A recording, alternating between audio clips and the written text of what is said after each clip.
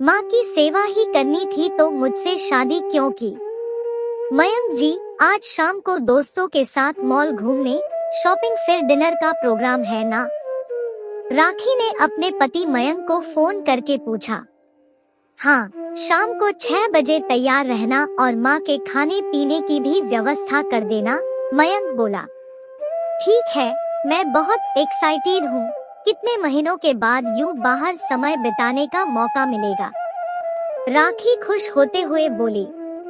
राखी और मयंक की शादी को 3 साल हो चुके थे। मयंक एक मल्टीनेशनल कंपनी में जॉब करता था और राखी एक होम मेकर थी और साथ ही वो घर पर बच्चों को ट्यूशन भी पढ़ाती थी। 6 महीने पहले ही राखी के ससुर पंकज जी का निधन हो गया था। राखी की सास महिमा जी को असमय पति का साथ छूटने से बहुत आघात लगा था। ऐसे समय में मयंक अपनी माँ की कुछ ज्यादा ही परवाह करने लगा था। मयंक का अपनी माँ पर ज्यादा ध्यान देना राखी को पसंद नहीं आ रहा था। ससुर जी की बीमारी और निधन से राखी और मयंक एक साथ क्वालिटी टाइम बिताने काफी समय से कहीं बाहर नहीं जा पाए थे। आज बाहर जाने का प्रोग्राम बना तो राखी बहुत उत्साहित थी। काम करते करते राखी की एक नजर घड़ी की सुइयों पर और दूसरी दरवाजे पर टिकी हुई थी। माँ, मैंने खाना बनाकर डाइनिंग टेबल पर रख दिया है, आप समय से खा लेना। आज हम दोस्तों के साथ बाहर घूमने जा रहे हैं। खाना भी बाहर ही खा लेंगे, मयंक भी आते ही होंगे। मैं तैयार होने के लिए कमरे में जा रही हूँ, राखी काम करते करते ही अपनी सास से बोली, जो अपने कमरे में दोपहर से ही आराम कर रही थी। मयंक को आया देख राखी उत्साहित होकर बोली, आप फटाफट फ्रेश होकर चेंज कर लीजिए। मैंने माँ का खाना बना दिया है और उन्हें बता भी दिया है।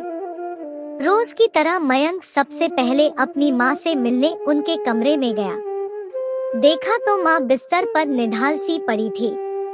माँ माँ, मयंक ने 2-3 बार माँ को आवाज लगाई। राखी राखी, मयंक चिल्लाया। क्या हुआ, क्यों चिल्ला रहे हो?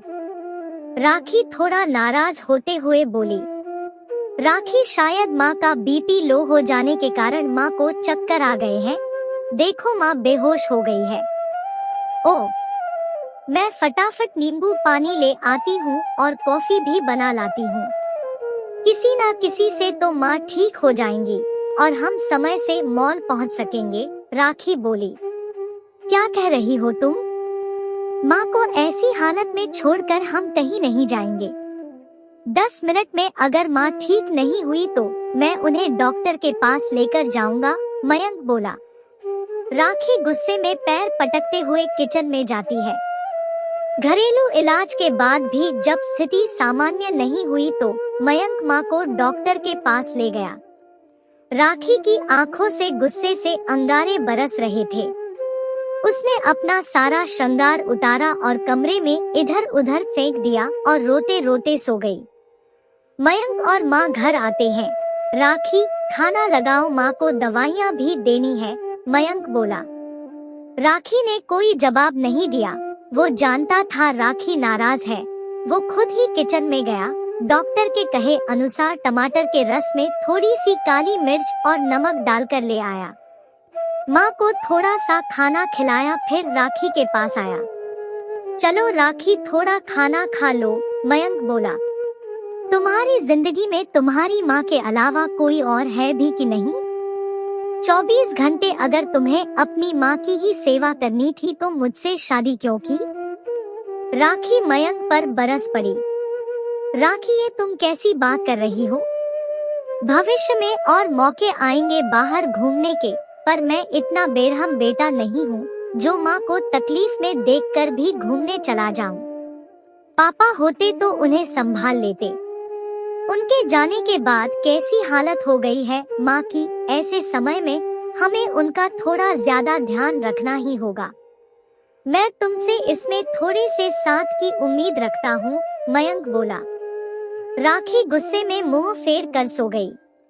मयंक सुबह उठा, राखी को चारों ओर आवाज लगाई। उसे राखी कहीं दिखाई नहीं दी। उसका ध्यान ड्रेसिंग टेबल पर गया, जहां राखी ने उसके लिए एक चिट्ठी छोड़ रखी थी, जिसमें लिखा था, मैं मायके जा रही हूँ, मुझे फोन करने या वापस लाने की कोशिश मत करना। मयंक अवाक रह गया, वहीं सोफे पर अपना सिर पकड़कर बैठ गया। माँ के राखी के बारे में पूछने पर मयंक ने उन्हें बताया कि राखी के पापा की तबीयत खराब हो गई है, इसलिए अचानक जाना हुआ। मायके आने पर राखी ने किसी से भी इस बात का जिक्र नहीं किया, पर उसकी माँ की अनुभवी आंखें सब समझ रही थी। बेटी की चिंता में वो रात भर सो नहीं पाई। अगली सुबह वो तेज बुखार से तप रही थी। राखी की भाभी ने उन्हें तुरंत दूध बिस्किट देकर बुखार की दवा दी और ठंडे पानी की पट्टियां करने लगी। भाभी माँ की इतनी सेवा कर रही थी कि मानो वो उनकी सास नहीं माँ हो। अपनी सास के लिए उन्होंने अपना पार्टी में जाने का प्रोग्राम भी कैंसिल कर दिया। दोनों सास बहू का तालमेल देखकर राखी अपनी गलती पर सोचने पर मजबूर हो गई। उसने आंखों में आंसू लिए अपनी माँ से सब कुछ कह दिया। बेटा, आज तुमने हमारी परवरिश को कटघरे में लाकर खड़ा कर दिया।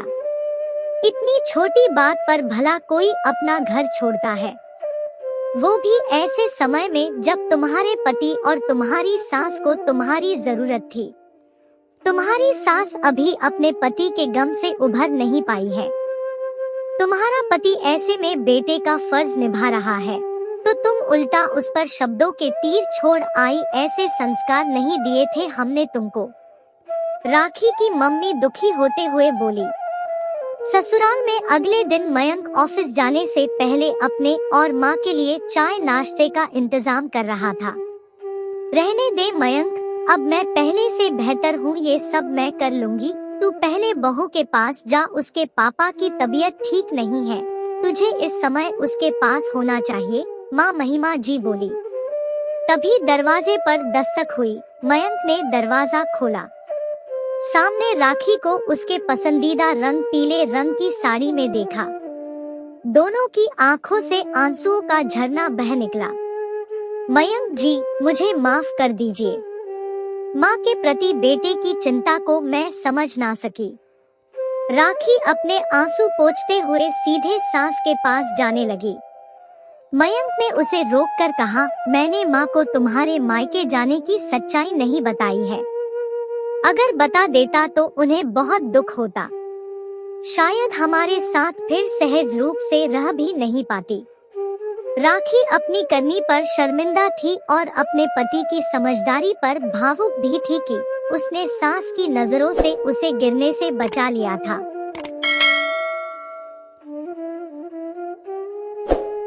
जब बहू ने हटा दी सास की फोटो, सुरेश जी नम आंखों से अपनी पत्नी रत्ना जी की फोटो को निहार रहे थे। तुम क्यों अचानक हमें छोड़कर चली गई? बहुत गहरा घाव दे दिया तुमने। कैसे तिनका तिनका जोड़कर हम लोगों ने ये घर बनाया था, और तुम हमें बीच मझधार में किसके सहारे छोड़कर चली गई? अभी हमारा बेटा भी सिर्फ 12 वर्ष का है, अब उसे कौन संभालेगा? तुमने ये भी नहीं सोचा और मुझे कौन संभालेगा, क्योंकि मुझे संभालने वाली भी तो तुम ही थी। सुरेश जी खुद से धीरे धीरे बुदबुदाकर अपनी पत्नी रत्ना के फोटो से घंटों तक बातें करते रहते। घर वालों ने बहुत कहा कि अभी तुम्हारी उम्र ही क्या है, दूसरी शादी कर लो। सुरेश जी ने अपने बेटे अतुल की तरफ देखते हुए दूसरी शादी के लिए मना कर दिया, क्योंकि वो नहीं चाहते थे कि उनकी और रत्ना जी की निशानी अतुल को किसी तरह की परेशानी का सामना करना पड़े। कहते हैं कि समय बहुत बड़ा मरहम होता है। समय के साथ अतुल बड़ा होता चला गया और सुरेश जी भी कहीं अंदर तक संभलने लगे, लेकिन उनका रोज का नियम नहीं बदला। वो अपनी पत्नी के फोटो के सामने बैठकर घंटों बातें करते थे।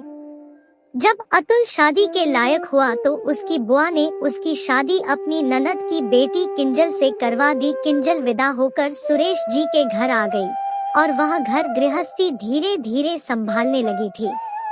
सुरेश जी का पेपर के लिफाफे बनाने का बहुत बड़ा व्यापार था, पैसे की कोई कमी नहीं थी।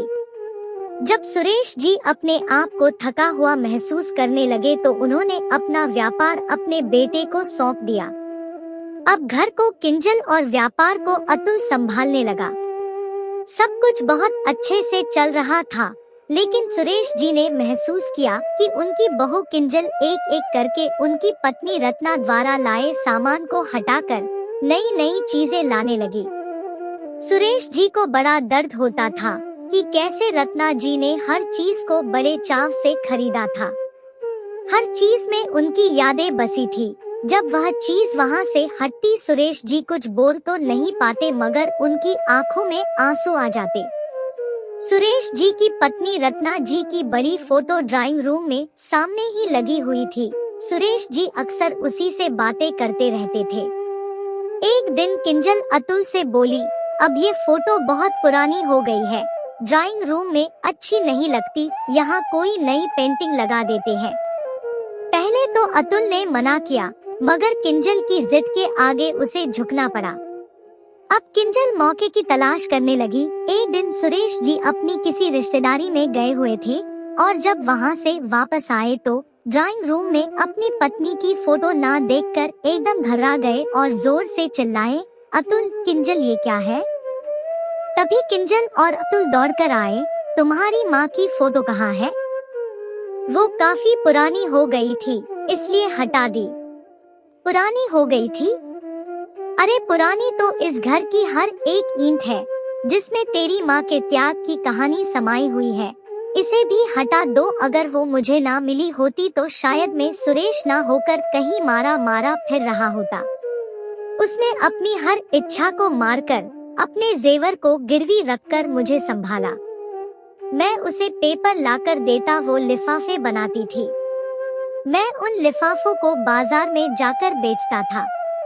यह घर भी एक पैसा जोड़कर बनाया था उसने, और आज उसी घर में उसी के फोटो के लिए जगह नहीं है। यह जो इतना बड़ा व्यापार है ना, ये भी उसी के कारण खड़ा हुआ है। तुम लोग क्या जानो मेरी उस फोटो के साथ क्या भावनाएं जुड़ी हुई है। जब मैं उसे देखता हूँ तो मुझे लगता है वो यहीं पर बैठी मुझसे बातें कर रही है। इतना बोलते बोलते सुरेश जी की सांसें उखड़ने लगी और वो सीना पकड़कर बैठ गए। अब तो अतुल और किंजल घर आ गए। यह हमने क्या कर डाला? जल्दी से दोनों सुरेश जी को डॉक्टर के पास लेकर भागे। डॉक्टर ने बताया कि उन्हें माइनर हार्ट अटैक आया है और उन्हें एडमिट कर लिया। अतुल और किंजल ने बहुत अच्छे से उनकी देखभाल की और अपनी गलती की माफी मांगी। 3 दिन बाद जब सुरेश जी हॉस्पिटल से वापस आए तो ड्राइंग रूम में उनकी पत्नी रत्ना की मुस्कुराती हुई फोटो उनका इंतजार कर रही थी।